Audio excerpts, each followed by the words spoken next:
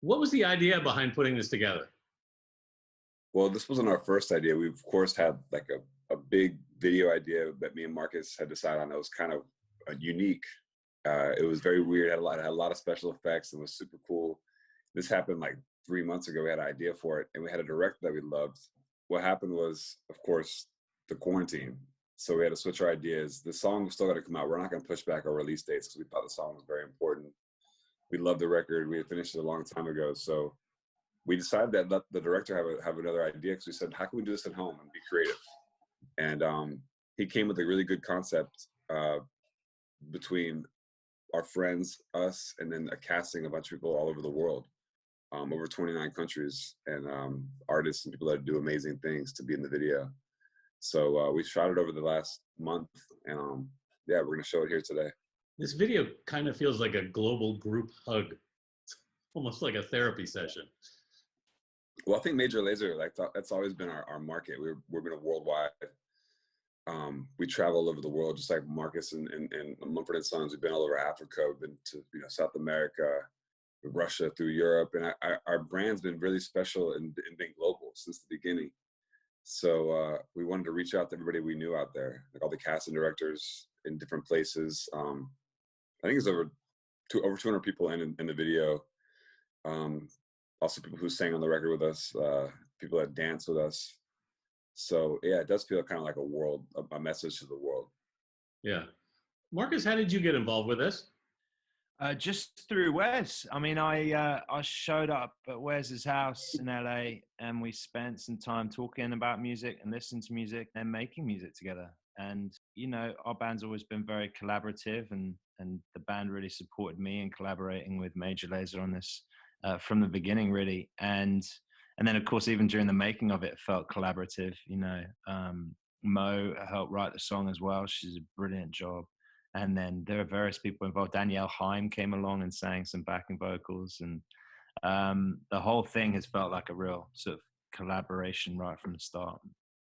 Have you done a lot of collaborations before? Yeah, I mean, our band was born out of a collaborative, period in time when we were all playing together in London, playing in each other's bands. It was all very incestuous. And yeah, we've collaborated a lot with other artists, but I've never done anything as a featured artist myself. Mm-hmm. It's the first one. So this song almost sounds like it was written for this moment in time, but it wasn't actually. Yeah, that's a coincidence. We wrote it last year. And the release date was set a while ago, and just so happened that it was the kind of song that I think people have responded to positively. In fact, it was 1 year ago, because I know it was on Earth Day. We wrote it. That's right. Together, because we went out to like a park near my house, and there was a concert our friend played for free in a park. It was an Earth Day celebration. That's literally 1 year ago. Yeah, because it's coming out. Yeah, it's Earth Day again. Wes, one of the groups that's in the video were from the Dreamcatchers Academy. Yeah. Can you tell me about them? They're from Nigeria. I mean, we wanted to reach out to anybody that we could all over the world that was doing something special, unique. And these are kids that we knew from Nigeria that dance, they sing. It's a free school for kids who want to like empower themselves and learn about music. For mostly street kids that don't have access to better schools, and that's one example. We've been in Nigeria many times, and we loved it there. I mean, even the music itself. The beat lends itself to like Nigerian house music that's happening right now. So it's kind of a global sound. It's a mix with, Marcus has his folky Americana voice. Major Lazer's always kind of got this worldwide dance music. And then we went even to Africa for some of the percussion. And I think that kind of makes the sound of the record as worldly as what we want the video, and the experience. Yeah, I know. I'm sure you guys weren't there for when they shot all these different performances. What did you think when you saw all the performances? When I had the idea for the video, when we had the concept came to us, I was a bit hesitant because I didn't want to go around asking our fans to submit content. I didn't want to feel like we were like desperate for people to give us videos. And what we did was we said, let's find the best people in the world that can do this from home. And we literally casted it instead of being like an open source. So I was kind of hesitant when I got back. I was like, wow, because how can you make a video like this? How can you make a video during quarantine? I feel like everybody's gonna have the same ideas coming from home, but there's something special about this video because it feels real. It feels like the real experiences from each person. And And I think the message is in the music, and the people felt it. And the choreography was amazing. It was done by Ryan Heffington, who's an amazing choreographer. He works with Sia and me sometimes. And everybody followed it. I got goosebumps the first edit I saw, and I wasn't even in it yet. I had to be in it, and I saw Marcus. He was so effortless on his bed. Yeah, and I just had to beat it. I had to beat it. Marcus, when did you actually shoot your part of this? Yeah, a couple of weeks ago in lockdown, my wife shot the whole thing. She was camera operator. Did she get it all in the first take? No. Well, the problem is I didn't. We came across all the same issues that everyone trying to do Zoom calls from home right now has, with barking dogs and crying children. So we had a few cracks at it, but it was good fun actually. And yeah, I was the same as Wes. First cut I saw, I just thought this is perfect for this moment in time. It looked like you were sitting on your kitchen table. I was at one point, yeah. Yeah? Yeah. My kids came in and were like, "What are you doing? That's against the rules. You know that's against the rules."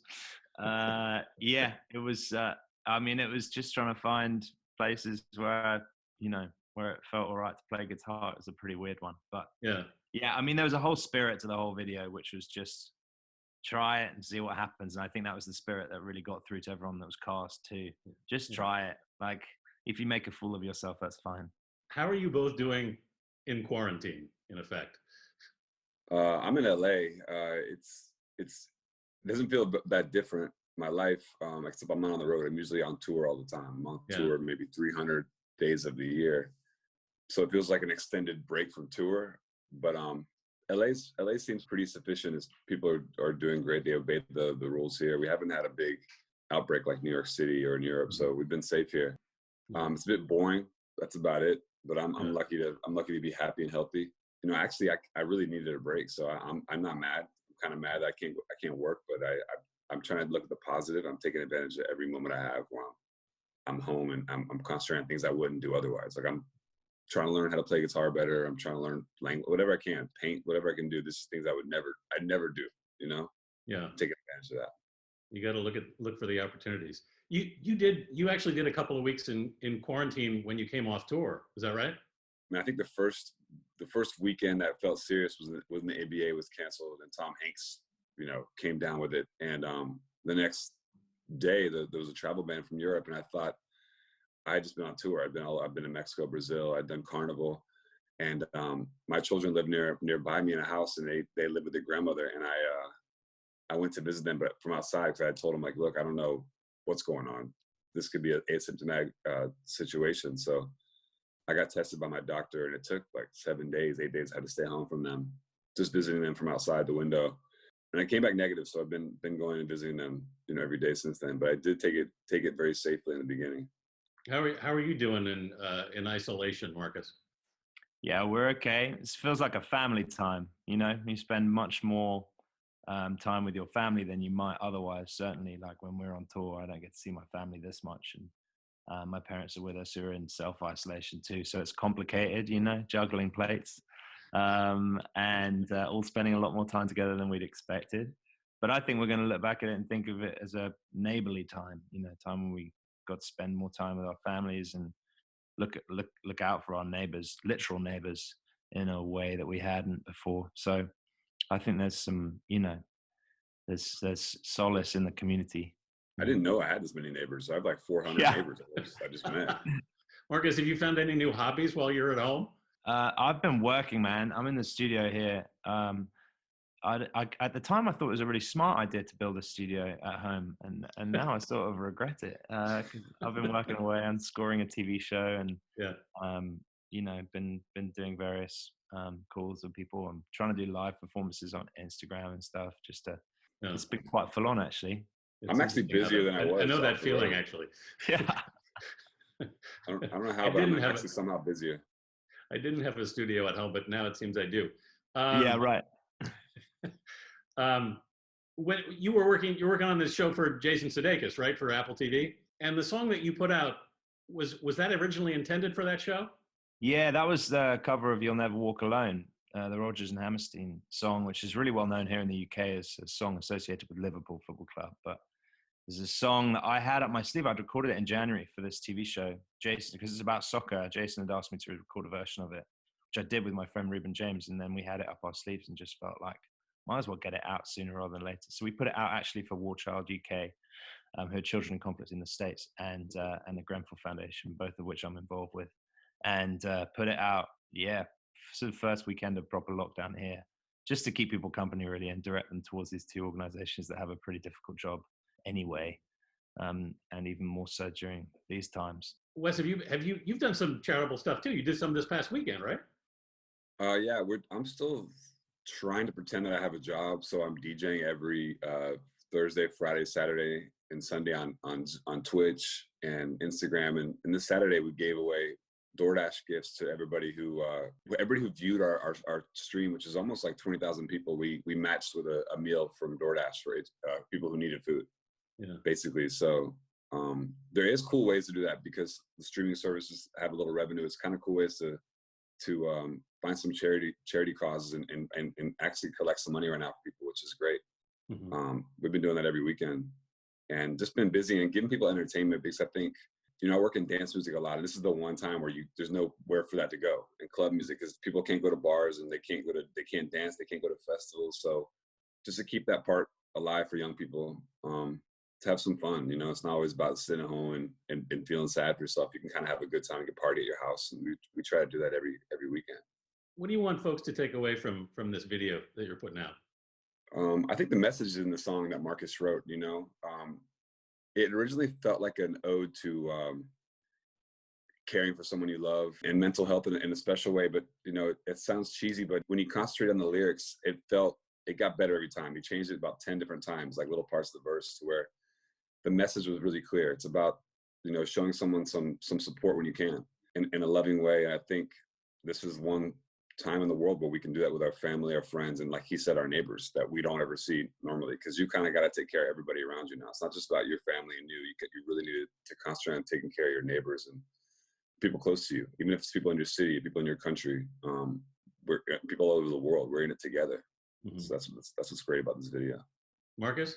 I feel like it's a celebration of the human spirit, and the things that people can do and the beauty of people, even in their homes, I think you strip everything away. You strip away all the bells and the whistles and the fancy stuff, the fancy cameras or special effects. And it's completely opposite to the idea for the video we had before, which I hope one day we make anyway. But it included horses and Wes carrying horses, and it was crazy and awesome. But with this, it's just people at home, like people playing instruments, people dancing, people with their neighbors, and spreading this message that we love in this song that we've done together. And yeah, it's just, I think it's a celebration of people at home, and I love it. Sorry, Wes, what were you gonna say something? Well, the other video actually had me carrying horses, and Marcus Mumford was like doing karate with his guitar on fire at one point. So maybe we could find a way to do that one day. It's all over, because I really want to see that scene. I'd like to see that too. I look forward to that when things get back to normal. Thank you both for doing this. Thanks, Anthony. Yeah, thank you. Really appreciate it. Good luck with everything. Hang in there. Thanks for your time. Much love. Bye, guys. Bye.